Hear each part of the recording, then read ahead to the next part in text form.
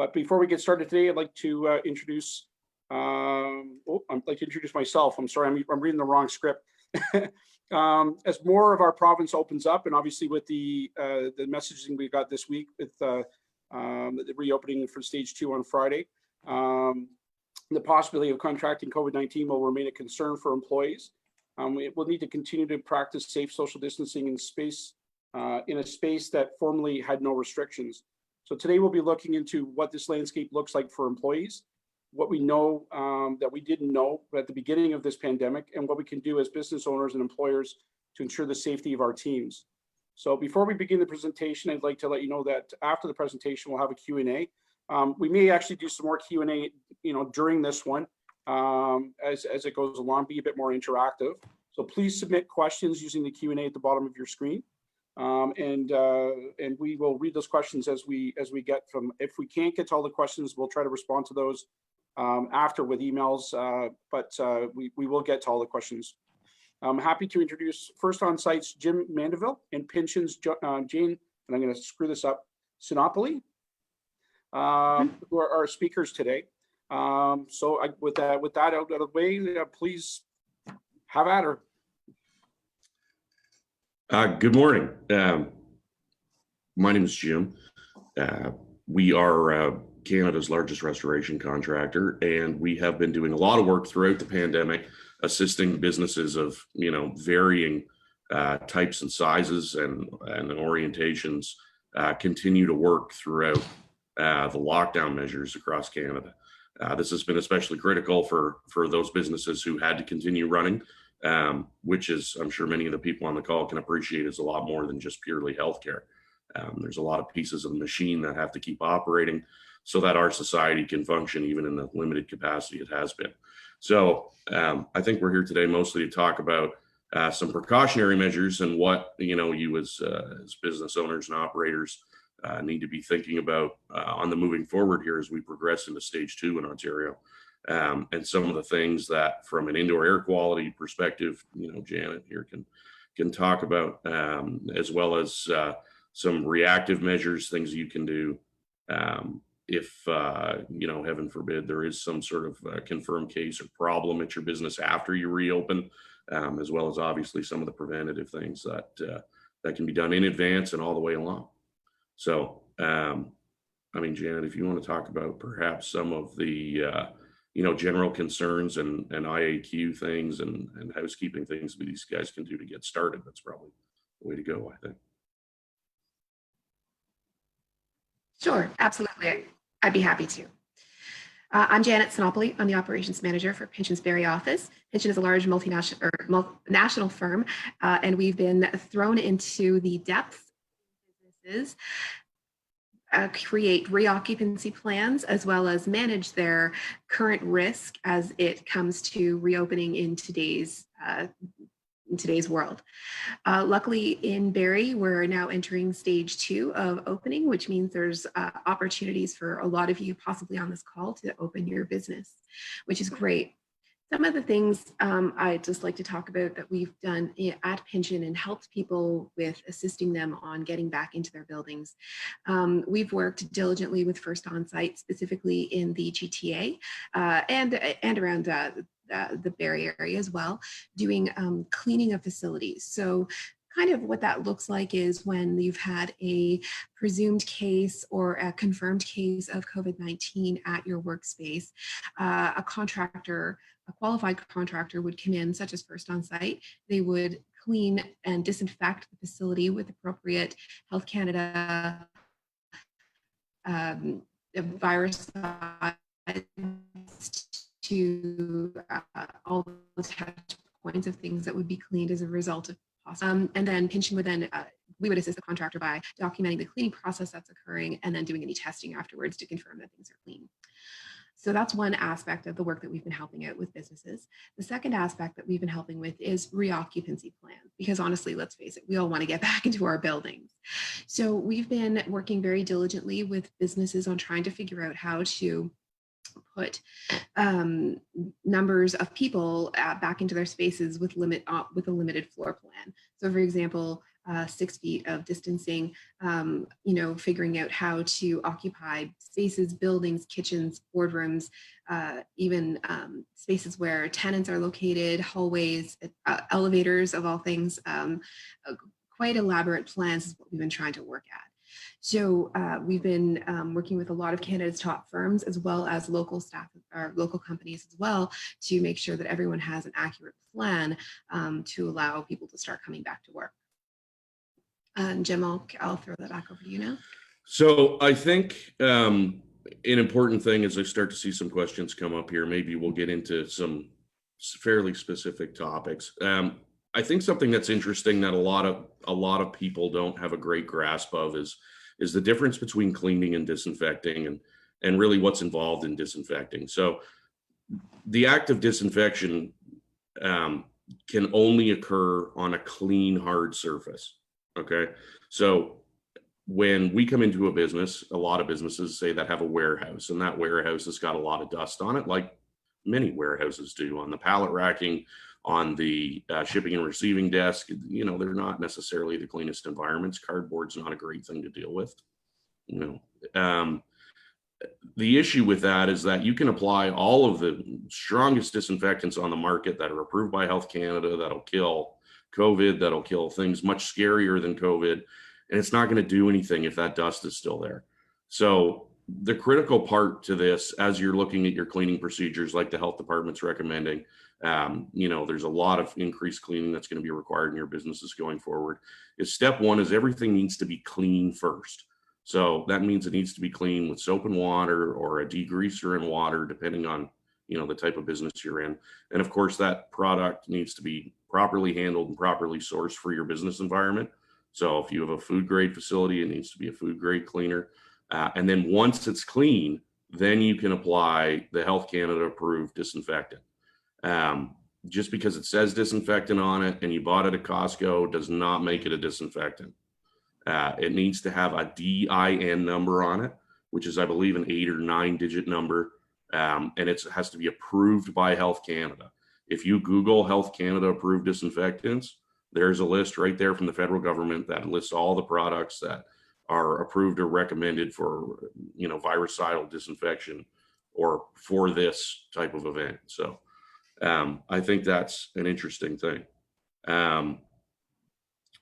I see some, definitely some topics here around personal protective equipment. Being someone who's had to wear varying degrees, sometimes very intensive personal protective equipment my entire career, what I can tell you is that one of the most important things is using it appropriately and selecting it appropriately. So when we talk about things like face masks, definitely Health Canada's made some recommendations around cloth face coverings. That's more so to prevent you spreading things to other people. When we talk about protecting yourself or your employees from things, then, we need to look more at what the hazards are, COVID, as well as other workplace hazards, because I'm sure lots of people, have other things they're dealing with as well in the normal course of business. So I think, Janet, you can probably speak to the, NIOSH recommendations and things like that probably better than I can, if you want to jump in on the Sure. PPE thing. Sure, no problem. So we've been, honestly, face coverings are the best way to protect the migration of droplets for human interaction. We at Pinchin definitely recommend that people wear face masks as much as possible when physical distancing isn't possible. So just right along with what Health Canada is saying. We have been working diligently with our dental hygienists, our massage therapists, anyone who does a lot of physical contact. We've been doing a lot of fit testing for respirators, and those respirators are an N95 grade or better. But surgical masks, cloth face coverings, anything like that are also acceptable as where physical distancing isn't possible. Jim, did you want to address? Go ahead. Just to add to that, part of the consideration when selecting, face covering or respiratory protection has got to be what your environment is. I'm sure everybody's worn a cloth face mask at this point. It's not the most comfortable thing in the world to wear long term. The same thing with a surgical mask. If you've got staff that are going to need to wear something all day long, because they're going to be in close contact. You may want to look at, potentially upgrading to something a little bit more permanent. Bearing in mind that anything from an N95 grade or better, or anything defined as a respirator, is required to be, professionally, or from a certified standpoint, fit tested for each person. So just because you can buy it at Home Depot does not mean you can strap it on your employees and let them loose. It's not okay with the with the WorkSafe people or anybody else. So I think that's important. What were you saying, Janet, before I cut you off, unfortunately? No, that's fine. So you're right about that. N95 face masks are very specific. They are wonderful to use. They're very high quality, but they're only as good as the seal around them. So that's that seal that you get around your nose and around your mouth and underneath your chin.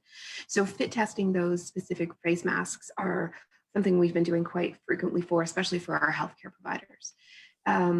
But like I said, I still want to err on the side of caution that face masks are definitely a fantastic tool to use when physical distancing isn't possible. So along this same topic, we see some, we can go back to fit testing. So Janet, maybe you want to give them the quick rundown on that. Yes, so fit testing is basically when you have somebody come and test to make sure that your respirators are fitting the person properly. So you would retain somebody to come in and do fit testing.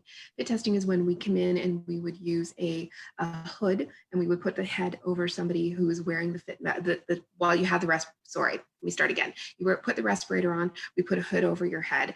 We would then inject a bittersweet solution into the hood.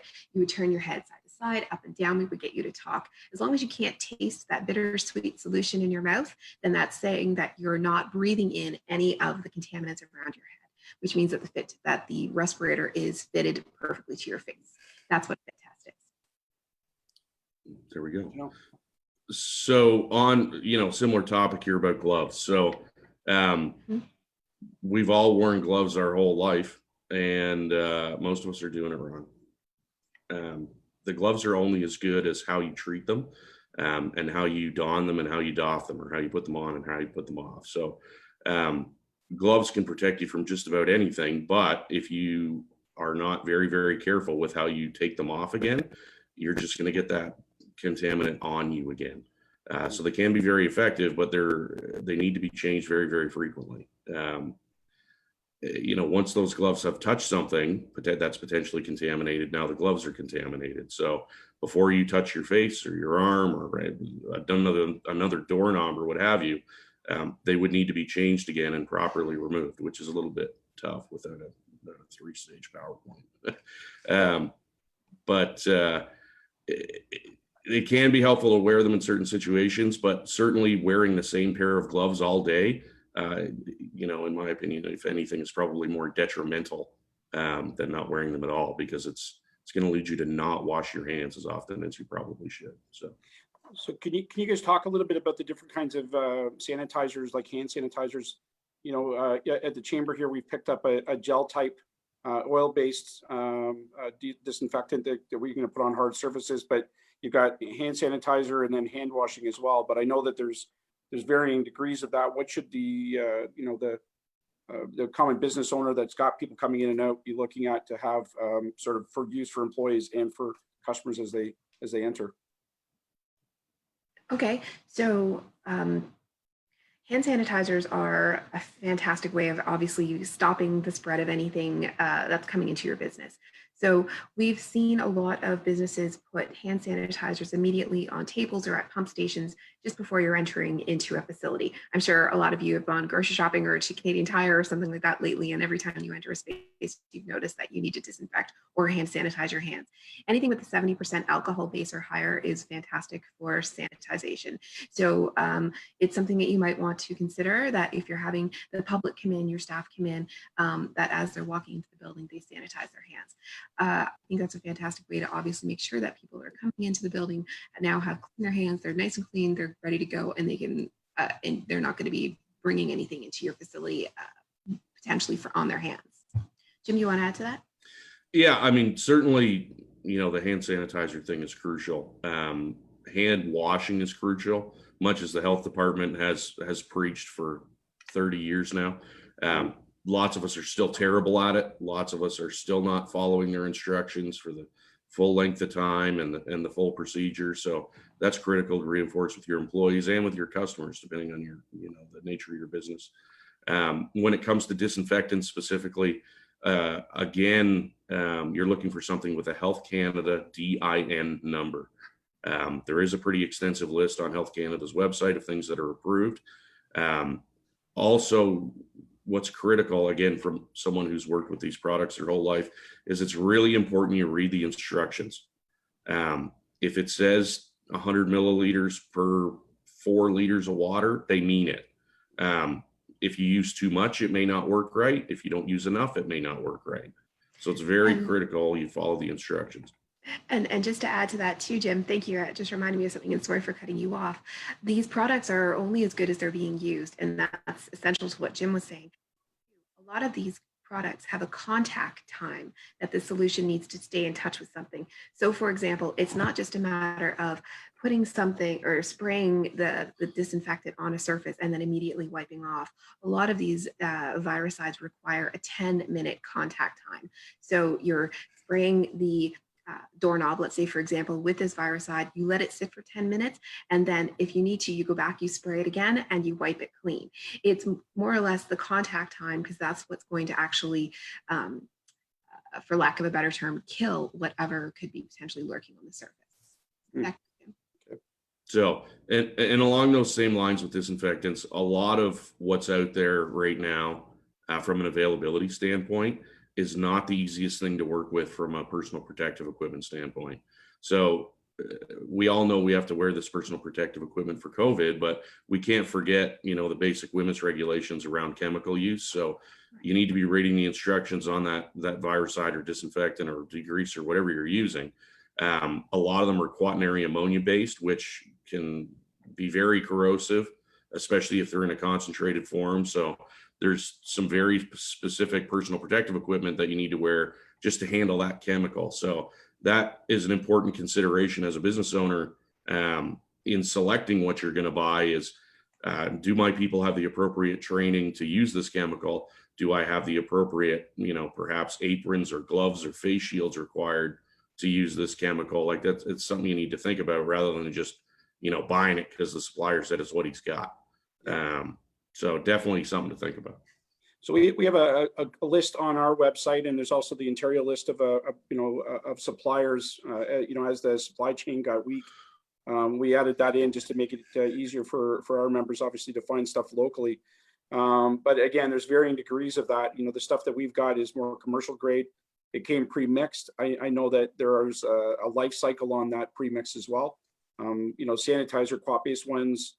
I worked for McDonald's for a lot of years, and you know that stuff was only be good for 4 hours, and then it needed to be replaced. So you need to pay attention to that as well. You could be spraying something down that you think is a good solution, but it's really just water. So yeah, I think you're bang on there to make sure that you're paying attention. Some of the other questions in here are surrounding public washrooms, and how do you deal with people using them, cleaning? Can you talk to any of the like frequency, that kind of thing? You know, small office where it's just your staff versus sort of a public space. Yeah, definitely. Sorry, Jim, do you want to go ahead? No, I think it's probably something you're perfect for. Okay, so one of the questions was, are public washrooms high risk? What are your recommendations to avoid germs? So washrooms are just as risky as anywhere else, I would say, at this stage in the game. People are washing their hands, people are using the washrooms, physical distancing is going to be absolutely mandatory. What we're seeing in office buildings that we're working with is we are advising our clients to limit the amount of people in your washrooms. So if you have a stalled washroom, you know, no more than 2 people, if possible, 2 people in a washroom at a time, and using occupancy signs saying whether or not they're in or out. And it's one of those things that you provide on the door and allow staff to self-manage with physical distancing. It's basically limiting people to 2 at a time. It's to, wash their hands and then leave and not have to worry too much about getting into contact with somebody. It's obviously going to be about physical distancing. Also, washing your hands in a washroom, obviously you're touching taps, you're touching things. I mean, it's difficult. I would obviously, if what we're telling people is to use hand sanitizer as much as possible, open doorknobs, using paper towels if you can, but just avoid trying to touch too many things. And then just again, keep doing washing your hands, keeping on top of your personal hygiene, making sure you're not touching your face, that type of thing. And so that's kind of what I have to say about washrooms. Jim, do you want to, from a physical distancing standpoint and an occupancy standpoint, do you have anything you want to talk about? Yeah, I mean, just from an operational standpoint, I mean, there's a lot of good tips here on the Simcoe Muskoka Health Unit website as well. And really what this whole thing comes down to, especially if you have a public facing business or a business with a lot of office employees, is not dissimilar janitorial practices to what you had before, but way more frequently. If the bathroom used to get cleaned every night after work, now that thing probably needs to get cleaned 2, 3, 4, 5, 6 times a day, depending on how many people you've got flowing through there. And that's going to be a business decision, in part based on each individual business's needs and occupancy loads. And that goes for more than just a restroom. It's any, commonly touched reception counters, doors and doorknobs, and any high touch surfaces in the facility. Of course, you have to adjust your cleaning protocols to add in a disinfecting step, but at the same time, frequency is the key to this. If you go back to cleaning things once a week like we did before, the chances of you having a problem are much, much greater. So that's really a key point, I think. Cool. So another question came in here in office. Sir, our office has been closed for months. Can I assume when I come back in that it's safe of COVID if nobody's been in the space? So our recommendations, and based on what Health Canada says and the WHO and various other national governing bodies, is that generally speaking, the virus can last for a period of hours to days, depending on who you believe and which study you read. So generally speaking, if no one truly has been in there for months, the virus risk should be very low to none. Now, a lot of us think no one's been in our office. It's not necessarily the case. If you're in a large shared building, there have been security people, perhaps maintenance people, some sort of repair, could have cleaners, ongoing janitorial staff. Like there are a lot of people we don't normally consider who have remained working in these buildings to keep them alive through the whole lockdown thing. So, so that's definitely a consideration. And then just because the potentially, if you are a standalone facility and no one truly has been in there and the virus risk is low to nil, there's still other sort of indoor air quality and general cleanliness and other hazards that could now be present because our buildings are not designed to be dormant for this long. Yeah. So there's definitely some other things that can be considered. And I know Pinchin's been working with a lot of businesses, part of the reoccupancy plan on that topic as well. Yes, we have been. We've been working with a lot of facilities specifically as it relates to their HVAC unit. Everybody wants to make sure that the air that they're providing to their businesses, to their spaces, to their tenants is safe for them to have. So a lot of units have, or a lot of building property managers have been upgrading their filters on their HVAC systems. They've been switching to a MERV 13 filter or higher. This basically is to prevent any airborne particulate of a small scale size in micrometers to enter spaces. So they're basically cleaning out, keeping the air quality clean from particulate as well as any other matter that could potentially be coming into the HVAC units. We have always told people not to open windows in businesses. We feel like the air you're getting from your HVAC unit is going to be a lot cleaner than the air that you'd be getting from outside a window or from opening a door. So we wouldn't fly on, I'm sorry, I just got something that interrupted me. We wouldn't necessarily recommend that you would open windows. You would be depending on your HVAC units to providing you with fresh air. One thing we've been doing for our clients as well is when they have decided to take on the added expense of increasing their HVAC maintenance, upgrading their filters. We've been doing proactive indoor air quality testing to confirm that the air that they're providing to their tenants, to their businesses, et cetera, is acceptable. We've been getting a lot of requests to do that specifically. It's more to give people a level of comfort that the air that they're going to be breathing inside a building is safe post-COVID or COVID related. Yeah, for sure. Okay. So we've covered off a couple of questions that are in here. One of them is, and sort of I'm jumping back and forth a bit, but is how long does the virus typically sit on a non-porous surface? Yeah, I've heard varying ideas of that as well, so I'm kind of curious as well. Certainly, what we've been discussing with our customers is that there's a study out of Germany that suggests on room temperature plastics and other, common hard surfaces that it could last for a period of 3 to 6 days. There are other studies out of the United States that suggest it is, sort of in the 1 to 3 days.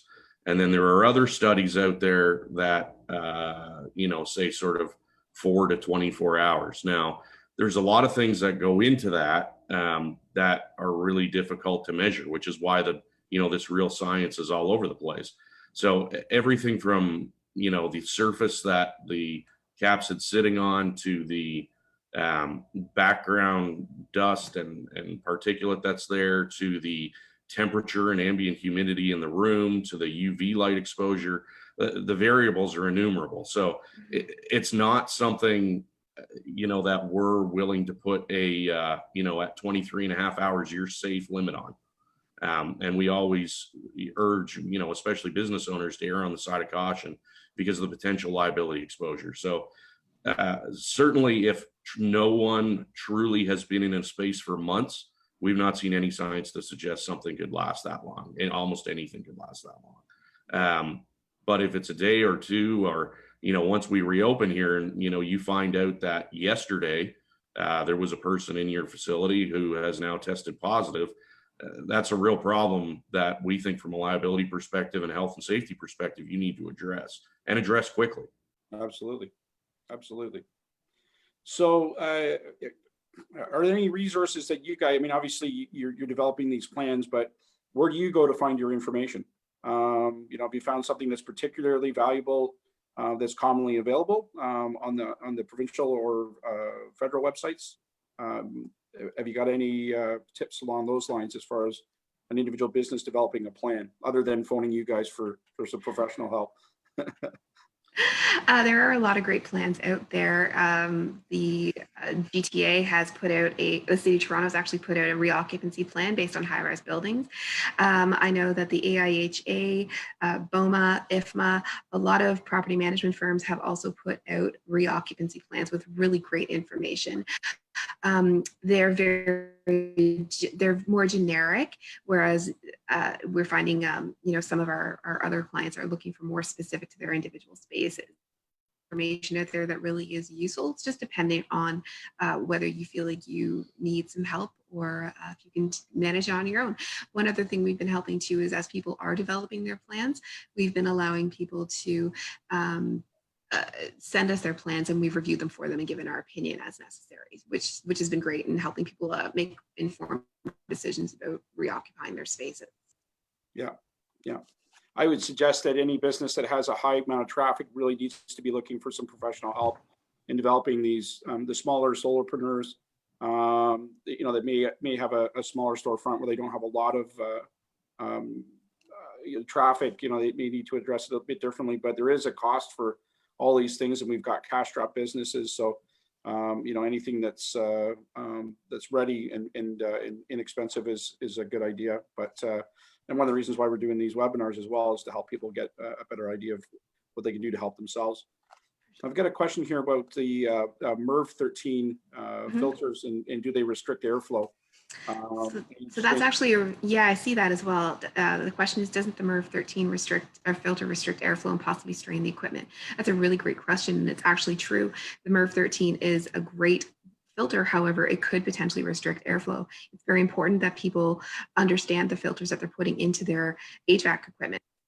It needs to be investigated first if whether or not your equipment can even handle a MERV 13. If it can't, there are other alternatives as well. MERV 7, 8, and 9 are also other fantastic filters as well. So if you can't handle a 13, potentially you can handle something a little bit of a lesser quality, but it doesn't necessarily mean that you're not protecting your staff. It just means that your equipment can only handle so much.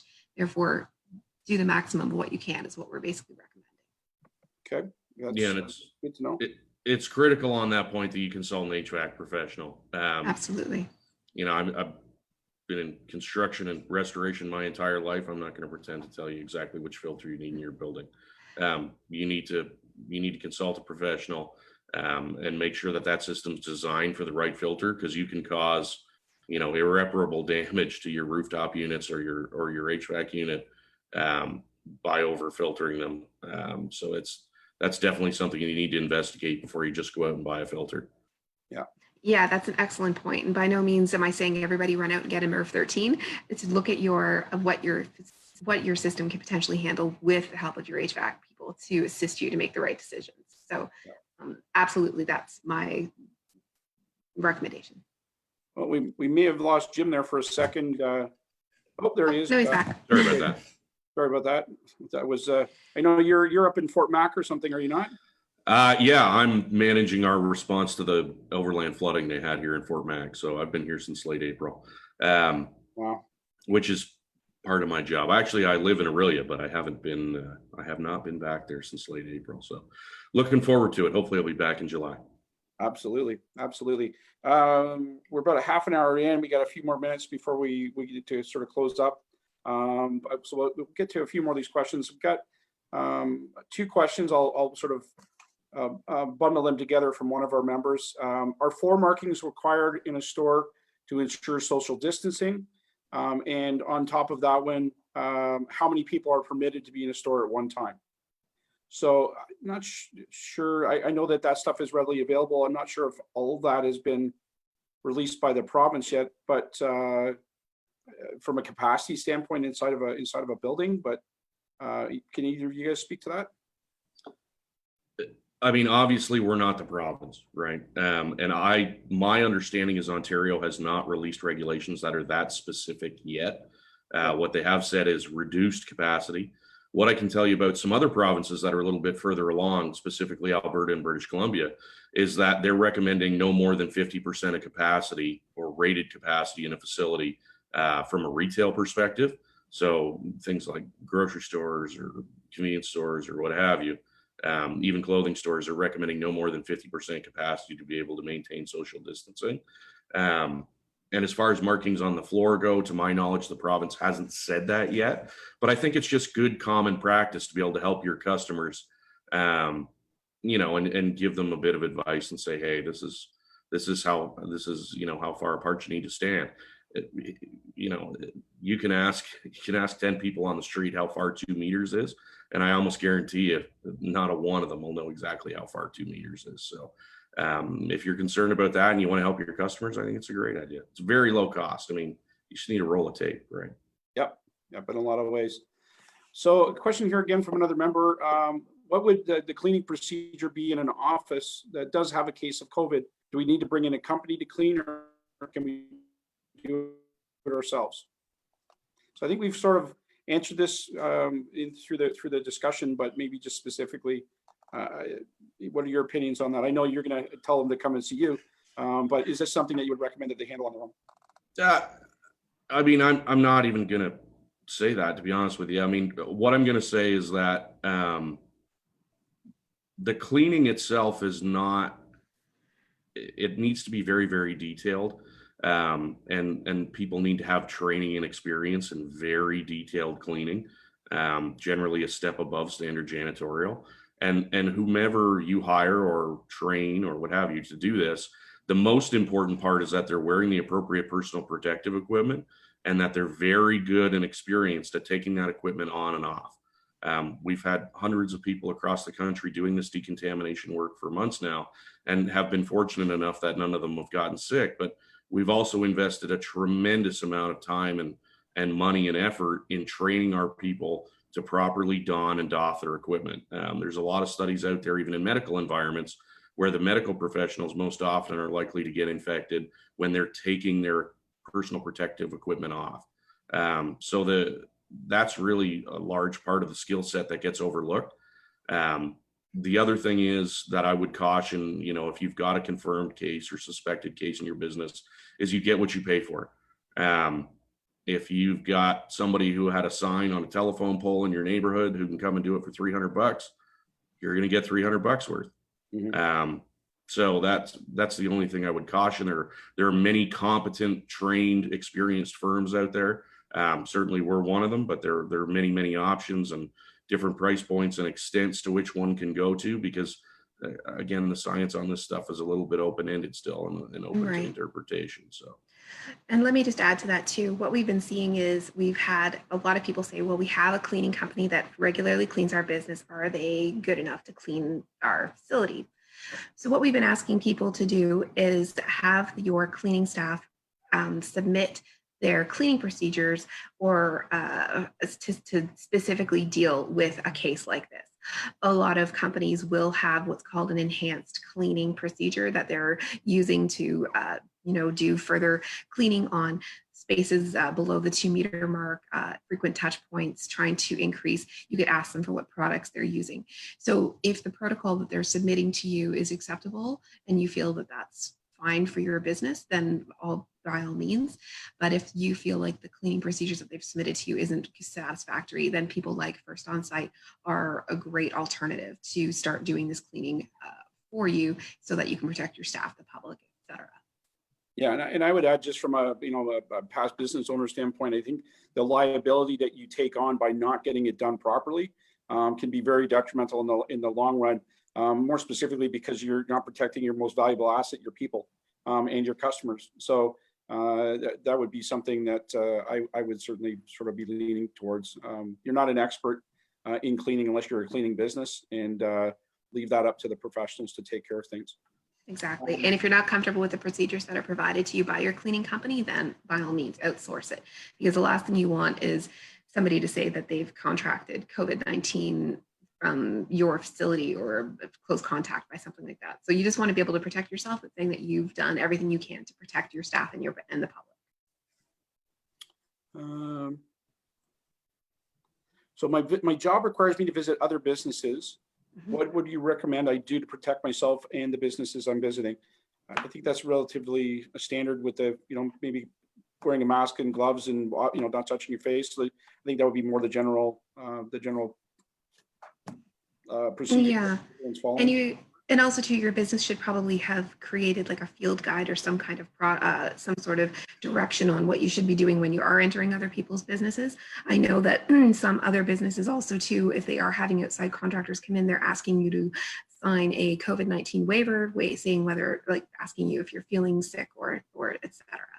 So again, same things: physical distancing, proper hand washing, wearing wearing a mask, whatever you feel comfortable is doing, and then follow the procedures your company has outlined for you as you're going to other sites.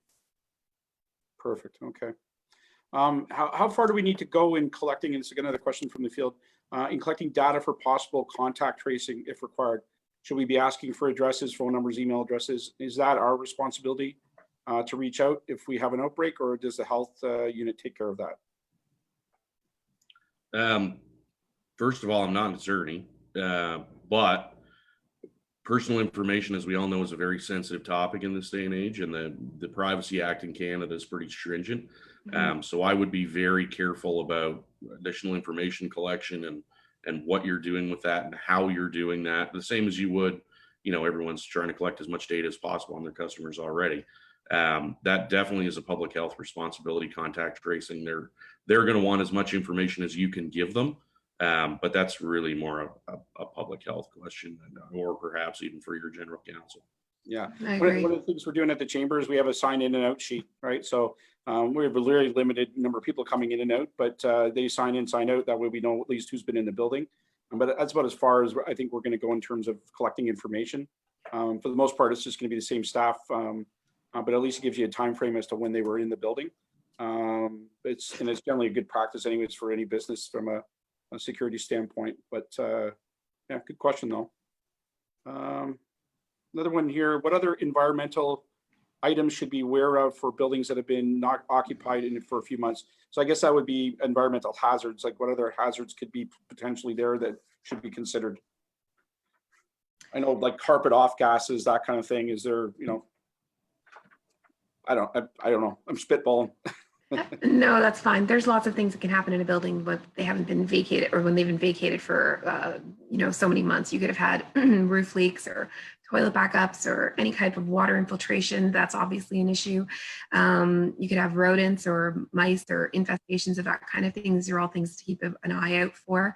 The HVAC, obviously your HVAC might have been off or on, so you want to make sure that your HVAC units are testing. We're coming into the heating or coming into a pretty hot summer from what I'm gathering. Making sure your relative humidity is ideal for your space so that you're not creating environments or dealing with any potential mold issues as you go forward as a result of humidity. Doing a thorough look around your facilities, looking for anything potentially like garbage and sitting around, any kind of hazards that potentially could be a result of a vacant building. Jim, you might have had a little bit more hands-on than this. Have you seen any? Yeah, I mean, because of the nature of my job and what I do, I deal with a lot of buildings that have been vacant for months. I follow catastrophes around the continent. So oftentimes one thing that really gets overlooked is when buildings have been empty for a long time, especially multi-unit residential and food businesses, is that when your drains haven't been used for several months, all of the stuff that's in there that collects on the sides of the drain pipes goes hard like concrete. And then you start using the drains again like crazy, and the drains back up and you have a sewer backup. So it's really important for the first few days or the first week, especially, restaurateurs, other sort of food processing, any food grade, if you've been shut down for a long period of time, they really keep a really close eye on those drains and make sure they're draining at the speed they always were, and that things aren't starting to back up.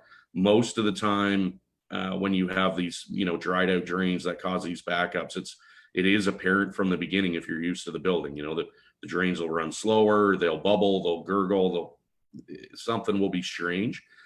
And if you stop at that point when it's strange and get a drain contractor in there to snake them all out and clean them all out, you'll be fine. It'll just cost you a few $100s to have the pipe snaked out. If you ignore it and keep running water through it, then it's potentially a really, really big mess in your business. So definitely keep an eye on the drains, especially for the first few days. And also when you first get back in the building, so along the lines of what Janet was saying about, water infiltration, is that things that, normally it's like, oh yeah, that sink drips. Well, that sink's been dripping for 2 months while you weren't there. You could be growing stuff now because usually it gets mopped up every day, or, you clean underneath that water fountain every day when you're normally there. And now that you haven't been there for 2 months, it could be a real problem. So when you first get back in there, perhaps before the rest of your employees do, you need to have a really thorough look around, bottoms of walls, tops of walls, the ceiling, things you don't normally look at every day, and just make sure there's nothing that stands out and goes, oh, this is a problem. Yeah, one of the things that we had, was just the HVAC. The building hadn't been open for a while. We came in and it was an oven. So it's going to take a couple of days to get your temperatures down and make sure that equipment's working properly. Where it may have been serviced, it may not have been serviced properly for reopening into the cooling season. And the last one, which is important, is the science experiment that happens in your fridges. I came in and got rid of some stuff in our fridge that had been growing in different directions for a month or two. So yeah, that drain thing, that's a great tip. Not something you would think about for sure. It's something we see in towns that have been evacuated, for extended periods of time, and people come back and have a massive sewer backup. So yeah, it's something to pay attention to, because that's a real rude awakening. Yeah, and it can be one of those things that's not covered by your insurance policy either, right? So that can be a concern. Don't have that kind of coverage, you could be in real trouble for sure. Should companies implement a COVID-19 waiver for employees? I have a friend who has to sign off on a questionnaire every Monday. I mean, again, this is a pretty HR oriented question. What I can tell you is that we do regularly have our employees sign off saying that, are you feeling unwell? Do you have a cough? Have you? Now we do that because we're a lot more of a high risk business than perhaps your neighborhood shoe store or, what have you. But definitely that's something that you're going to want to consult with, your HR partner, consultant, or your, especially, in unionized environments with your, with your labor contacts, right? Okay. Questions here about training staff on new cleaning and disinfecting procedures. Do you have recommendations for training staff on new cleaning and disinfecting procedures? Definitely do it. And definitely follow the manufacturer's instructions. Again, I can't say it enough times. I love to throw instructions away on things when I buy them when they're brand new, but when it comes down to your people being your most important asset and protecting your business, which is, oftentimes your life's work. It's really important you follow the rules and follow the instructions and really make sure your people understand the procedures and everything. There are, Pinchin's a great resource. There are other resources out there from a policy perspective. And there are definitely some great online guides from the chemical manufacturers and the product providers. So if you look up the manufacturer, the cleaning chemicals you're buying, a lot of them have tutorials out there. There are trade associations out there, in the janitorial field that have great resources. The IICRC, which is a governing body, guideline providing body for the cleaning and restoration industry, has some great general info on their website, as well as much more in-depth training and certifications available. So I'm a big proponent of training everybody on everything you can train them on every chance you get. So definitely that's something that you want to look into. Okay, we'll try to get some of that information from you guys, as the at the end of this, and we can have that on our website and as a resource for everybody that's watching. Those aren't sites that we would normally go to, but I think it's very relevant to our topic today. So we get a question in here from one of our members about Health Canada recommending signage for restaurateurs to indicate to the public that they've cleaned their restaurant. I'm not sure that that's a question that our panelists can answer, but I would say that in most cases, your restaurants are regulated by the local health department, and I would look to them to see if they've got anything that's pre-produced. But obviously, putting signage up, notifying your patrons that your restaurant's been professionally cleaned or sanitized, disinfected, is always a good practice. I think more communication about that, the better. So, provided you've actually done the cleaning. But I would go to the local health department for that info. And obviously, if you want to call the chamber, we can help you to maybe navigate that as well with through the staff here. Are daily temperature checks necessary in an average workplace for staff and visitors? HR related more again? Or? HR related, but I mean, from a basic science standpoint, it's not super effective. Especially with the equipment that's commercially available to you from Canadian Tire. A lot of those things are plus or minus 3 or 4 degrees Fahrenheit. Right. That's not going to tell you anything. There's definitely some higher end equipment out there that can give you a lot more accurate readings, and that stuff's a little bit more relevant in the healthcare field. But yeah, I would be hesitant to wager my business on a digital thermometer from Canadian Tire. Yeah, I mean, we do have we have a listing on our website for companies that are in our area that supply that stuff, and those those things that they're supplying are perhaps better than the grade that you're going to get at Canadian Tire. Sure. Generally, testing your engine is a little different than testing a forehead. Exactly. But finding PPE for your business, again, there's a provincial site that has a lot of listings in there, and then again, we've got our listing on our local chamber for the companies that are around, and that list is continuing to expand as some of our businesses take on and pivot into the PPE market. So It's all readily available. I think you just got to do a little bit of digging. Other questions in here, I don't think we necessarily need to, we've sort of touched on them for the most part in here, and I'm not seeing a lot of new ones coming in. I think, based on time, we're about 50 minutes in. Maybe we can just wrap it up. If you guys got any closing statements, and then I'll do my exit and we'll go from there. But again, thank you for your time today. It's been very informative. Janet, do you have anything you'd like to say in closing? Yeah, thank you very much for the opportunity to speak to all of you guys today. If anyone has any reoccupancy plans or any questions about reoccupying your buildings that you'd like to further run by me, you're more than welcome to reach out. If you do have any confirmed cases of COVID-19 and you're worried about, re-entering your spaces and you want to talk about cleaning methods or talking about testing or anything like that, please feel free to reach out. We're definitely here to assist and help with anything along those lines. HVAC related, obviously talk to your HVAC providers when it comes to upgrading your filters. But if you're interested in looking at doing some indoor air quality testing prior to reoccupancy, again, please feel free to reach out. We're diligently working on this on a daily basis. Good stuff. Thank you. And Jim, any finishing statements from you? Yeah, again, thanks for the opportunity to talk to everybody. It's greatly appreciated. It's a nice break from what I've been dealing with here lately. So, and I guess really, my parting thoughts for everybody is, if you used to clean it once a week, start cleaning it 3 times a day, especially if it's public facing or you got a lot of employees. And if you used to take 10 seconds to clean it, start taking 5 times as long. That's really the key to this whole thing is clean it.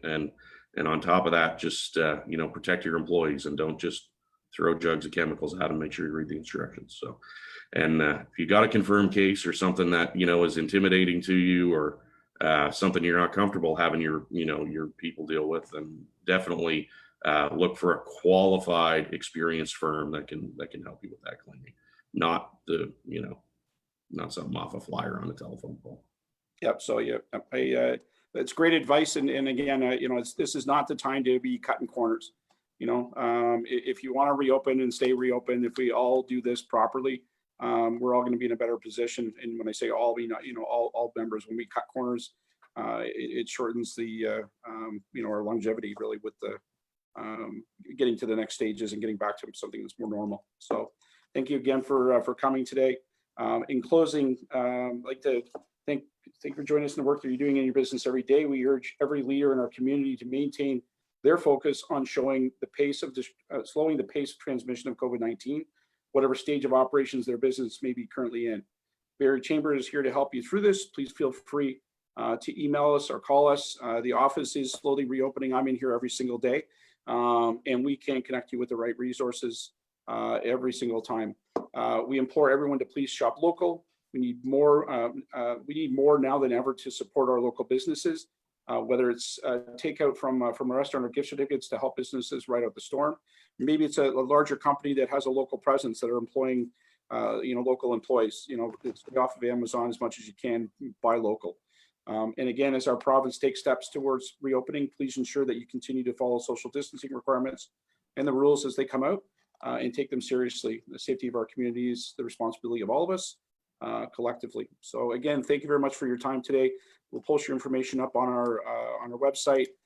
This video will be available on Facebook and very shortly once it gets sort of all finished up. And then we also have these all on our YouTube channel as well. So if you haven't subscribed to the Chamber's YouTube channel, I would suggest that you do that. There's lots of great resources there from now and things that we've done in the past. And this content will stay there as long as needed. So again, thanks very much. Have a safe day, and we'll talk to you soon.